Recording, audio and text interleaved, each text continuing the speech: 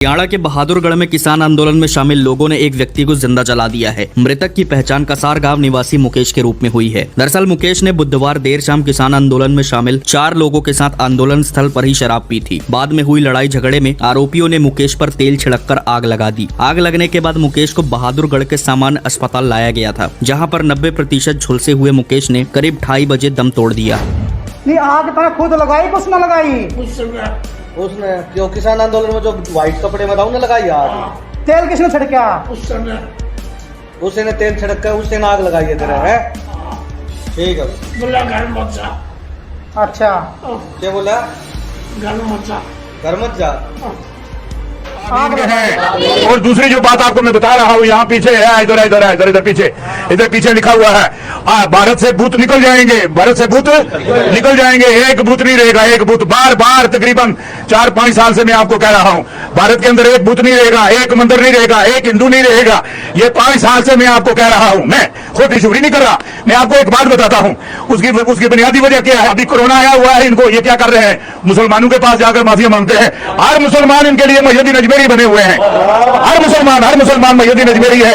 अजमेर शरीफ में उन्होंने 90,000 हिंदू मुसलमान किए थे, 90,000 हिंदू मुसलमान किए थे। अब वो वक्त आ गया है हिंदुओं का, हिंदू अपना बोरिया बिस्तरा चुकट जी मैं अबलीस दा बोरिया बिस्तरा जन्नत अंदर सी ना वो मैं बाहर कड़िया हूं। मैं आज तुसा नाल वादा करदा, ए हिंदुओं का जो बोरिया बिस्तरा है, अल्लाह मेहरबान हुए, अल्लाह मेहरबान हुए।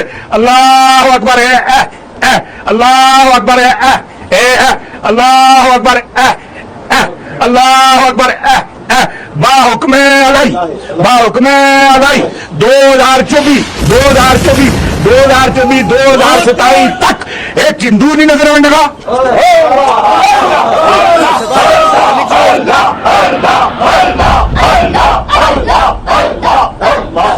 एक हिंदू नहीं नजर आने लगा, एक मंदिर नहीं नजर आने लगा, एक मंदिर नहीं नजर आने लगा, एक हिंदू नहीं नजर आने लगा, एक बुत नहीं नजर आने लगा।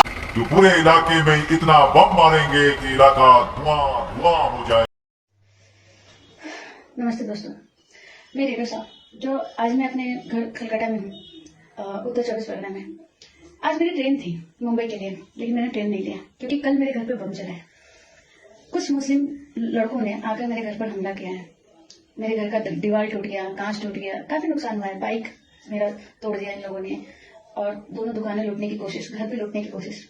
कम से कम 1.5 घंटे तक हमने फाइटिंग की है। 1.5 घंटे तक कौन मरेगा कौन जिएगा हमें नहीं पता था। कल ऐसा लग रहा था कि हमारा दूसरा जन्म हुआ है। ऐसा ये करीब 3:30 बजे की बात है। कम से कम हम लोग जस्ट खा के आराम कर रहे थे और अचानक से बमबाजी होना शुरू हो गया। मेरा घर जो है वो मदरसा से बिल्कुल पास में सटा हुआ है। मेरे घर पे 3-4 बम चलाया गया और अचानक से हमें समझ में नहीं आया कि हुआ क्या।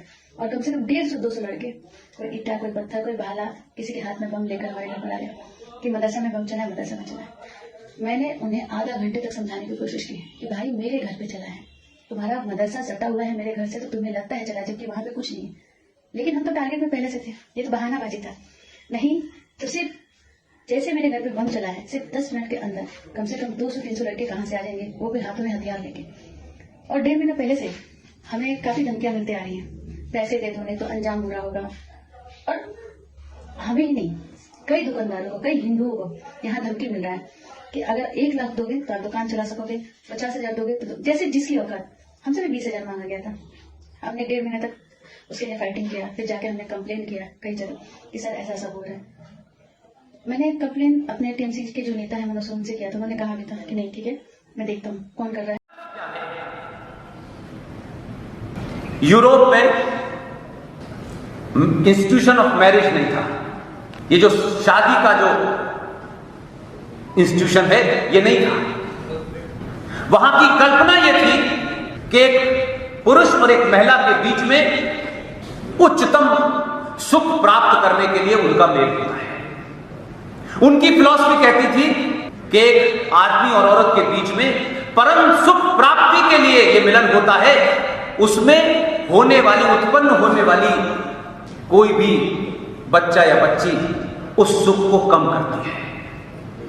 यह उनकी कल्पना थी। इसलिए उस मिलन से जिस बच्चे की उत्पत्ति हुई है वो बच्चा कहां करेगा, कहां जाएगा।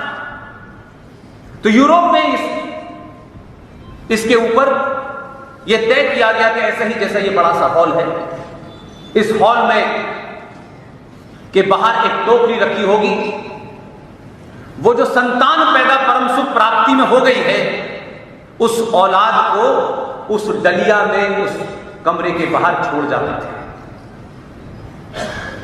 और स्टेट यानी राज्य सरकार का काम यह होता था कि उस बच्चे को पाले। तो ये जो कमरा है, इसमें एक आदमी बिना शादी के पिता है और एक औरत बिना शादी के मां है, जिसे आप मदर और फादर कहते हैं। सरकार उनको पैसा देगी और ये लावारिस बच्चे वहां पलेंगे। उस जगह को अंग्रेजी में गवर्नमेंट कहते हैं। लेकिन हमारे यहां ज्ञान की देवी सरस्वती को इससे ज्यादा बड़ी क्या गाली हो सकती है? उसके नाम के साथ लावारिस नाजायज बच्चों के पैदा होने वाली जगह का नाम जोड़ दिया। वो कंसेप्ट ही नहीं था, आपके यहां कंसेप्ट ही अलग था। आप अपने आगे इतिहास को न पढ़े तो भी 1800 की दौर की बात है। मैकॉले ने जो भाषण दिए हैं इंग्लैंड के अंदर, वहां की पार्लियामेंट में, आज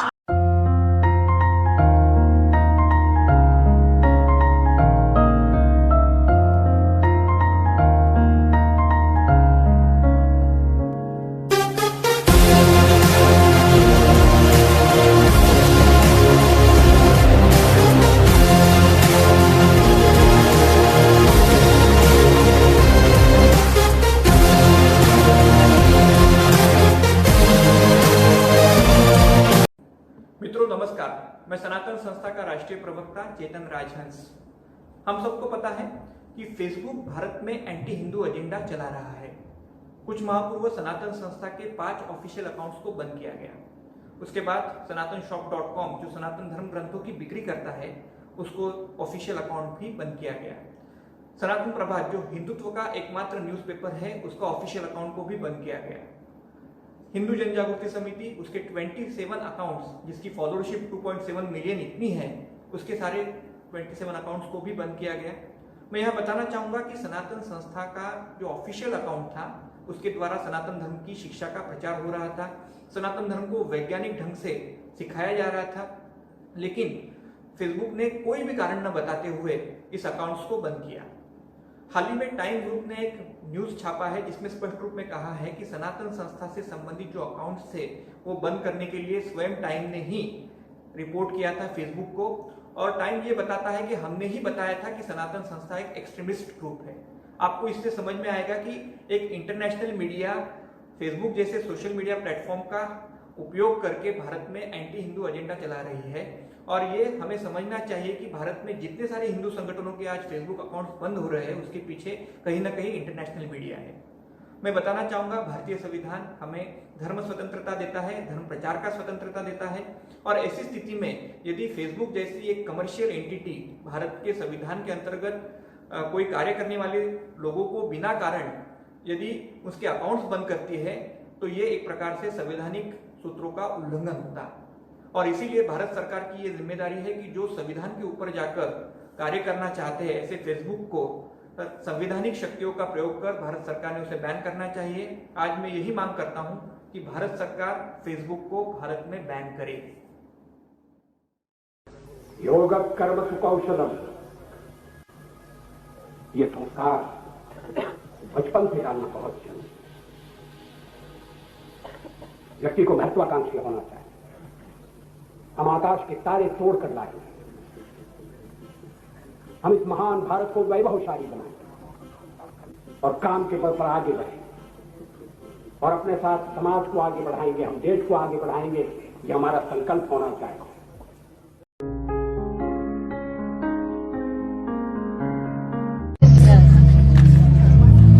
None can stay in this body.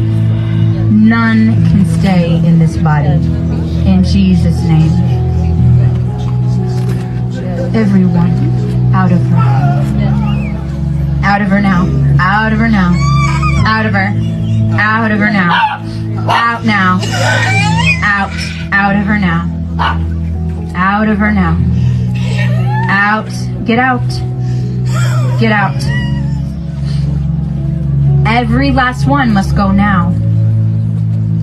Everyone must go. Everyone. Everyone must go. Go. Leave her now. Leave her now. Leave her now. Leave her. Leave her. Press the bell icon on the YouTube app and never miss another update.